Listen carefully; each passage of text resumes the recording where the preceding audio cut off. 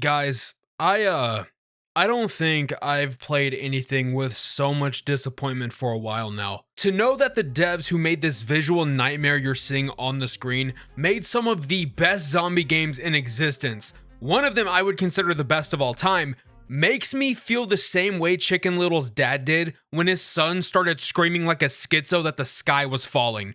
Just utter disappointment and just disbelief at what I'm seeing. Enough the tip teasing, let's just talk about it. Back for Blood. This game came out of the gate tripping and falling over itself in the eye of public perception, okay? Some people were saying that the gameplay and card mechanics were improvements from Turtle Rock's predecessors of Left 4 Dead 1 and 2, while a lot of people felt like this made the game a pointless ass linear meta zombie shooter. Where does your boy Blackout stand on the whole ordeal? Well, I want to do something new and take you on a day-by-day adventure and what it was like to complete this game. Or rage quit it. I don't know. I'm writing this as I go, so we'll see, actually.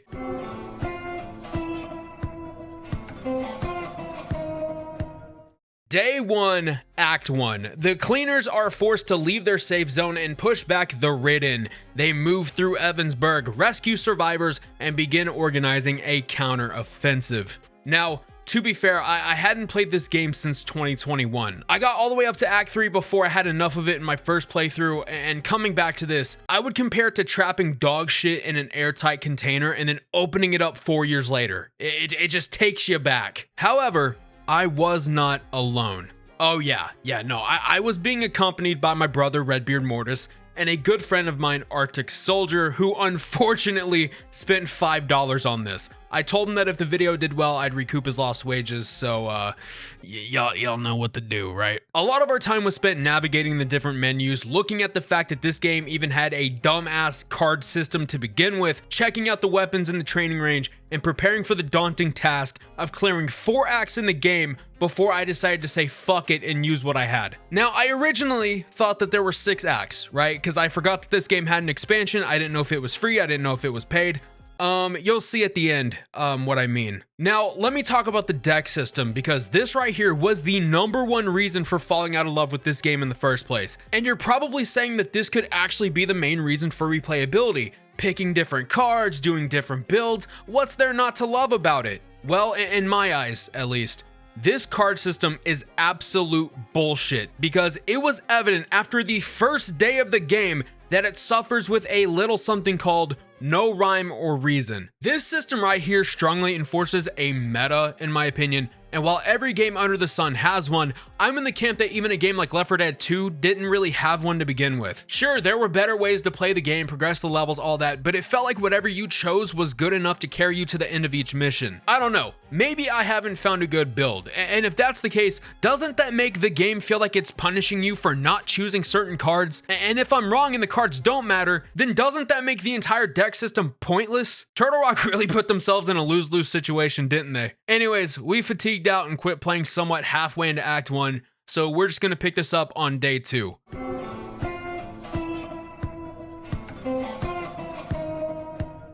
Here we are, day 2, still on Act 1, and still regretting our decisions. Now, we're starting to realize things about the game that were clearly overshadowed by how stinky the first day went. For starters, trying to find a way to keep your health up is more of a chore than actually completing the objectives of the game. Once you start taking damage, once you start getting the shit beaten out of you by zombies, there's not a lot of ways to rejuvenate your health outside of bandages, med kits, and med stations, which, side note, if you don't find them for free out in the wild, they cost you copper to do in the first place. Yeah, I forgot to mention, while you're going through the levels, you have to find copper scattered across the stages, and thankfully there's an abundance of this shit. But if you decide for whatever reason to skip past all of it, GG's.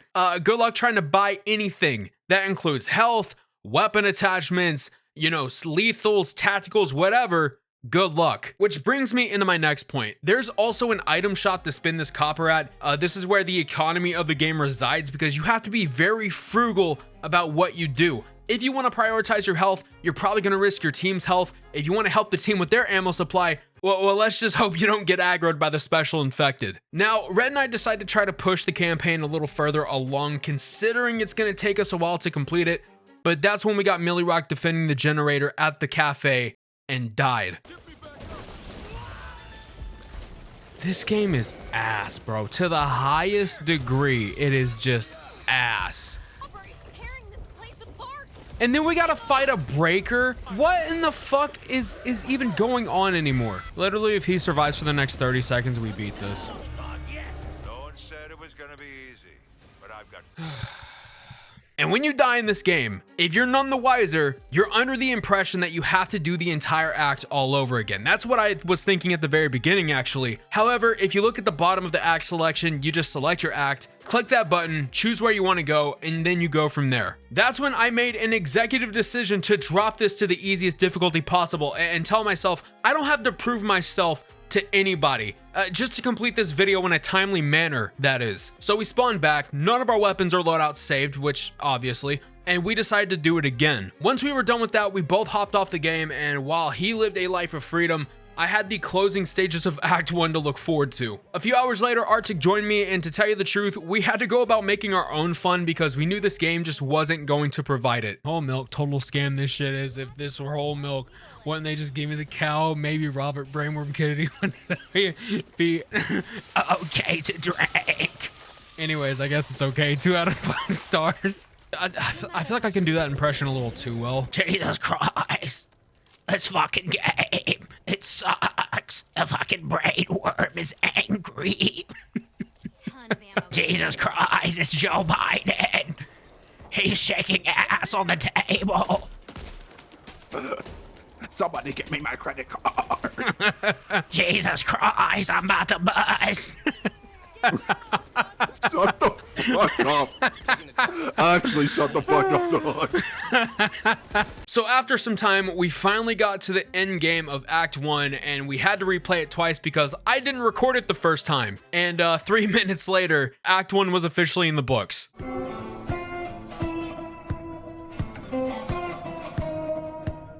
Day 3, Act 2. The team supports Fort Hope by gathering supplies, clearing major Ridden threats, and defending key locations, culminating in the defense of a massive howitzer to halt the Ridden advance. Jesus, I'm not doing good on time, but I'm hoping at this point I can just speedrun the stages. This has to be the most grueling act so far, you know, not because it's boring, but because it was extremely infuriating to experience. It was here where I realized that these levels are either designed well enough or designed like absolute dog shit with no sense of direction. I shit you not, on the stage where I had to grab Bob's arm and take it to the safe room, I thought it was in the area where you spend a majority of your time like shooting the nests. However, you would be shocked if I tell you that you actually run past the safe room near the beginning of the mission, and unless you actively look for it, you're gonna fucking miss it. Oh my god, bro, like where the fuck is this safe room even at? Like, I'm getting sleepy just trying to find this damn thing. Let me guess, I gotta backtrack, don't I? Or it's gonna be over here on the right side. Huh. Incoming horde, for what reason? For what reason? I haven't done shit. Oh, never mind, it just leads me right over here again. Man, this is AIDS. Oh my god. Please don't fucking tell me it was this. It was this.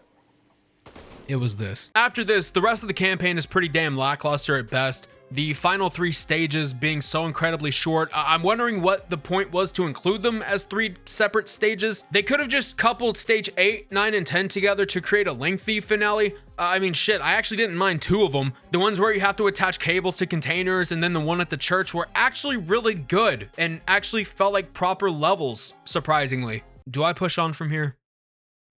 Yeah, might as well. Act 3, the cleaners escort a convoy across dangerous territory, survive an abandoned mine, and destroy a large Ridden nest. The focus is on traversing long infested routes and dealing with increasing mutations. It's more of the same tired shit, just in a different setting, honestly. This time you take a stroll through cabins at the lake, make your way through a maze to eventually get to a mansion to meet a dude who mortar strikes some shit he probably shouldn't be, which prompts him to run like a big old sour-bodied bitch. And what's your responsibility? Oh, to simply move 3 boxes of his evidence or research or whatever to the truck outside. Literally, all you have to do is put 3 boxes in the truck, and that's it. You don't have to kill the ogre. defend the truck. Nothing that would make the finale feel important. You just put the boxes in the back of the truck and then you leave. Why am I playing this stupid shit?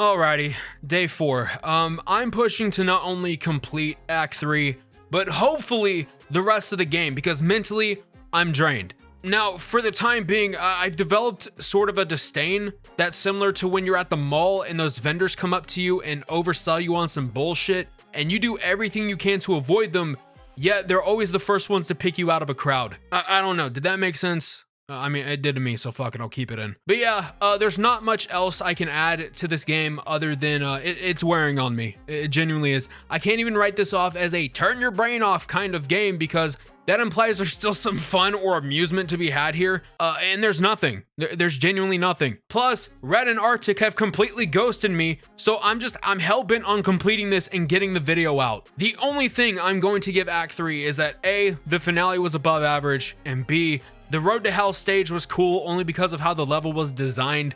Again, nothing to see here. We're just gonna chug along. Act 4, the survivors plan a direct assault to destroy the source of the Ridden, the abomination. It's an all-out battle to end the infection at its root. Now, I'm not gonna lie, this one was a bit underwhelming. Well, gee, Blackout, what made this one stand out? I'll tell you, don't worry. It's the sheer fact that you see this big nasty bastard. You're thinking that if the ogres are pretty intimidating for what they are, surely this fight is going to at least make up for some of it.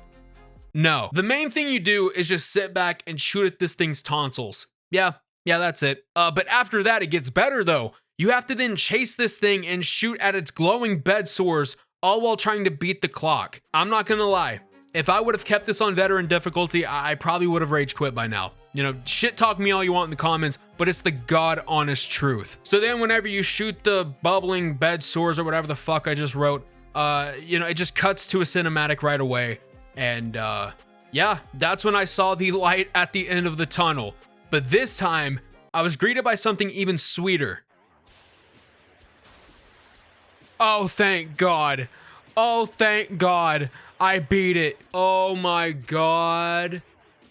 Thank you. Wait, so what was Act 5 and 6? Oh, wait a minute. Oh, wait a minute. These are DLCs. I don't have to do them. Fuck yes. Oh my God. Yes. Awesome. I don't have to do this shit because I'm not paying money to play Act 5 and 6. Fuck this game.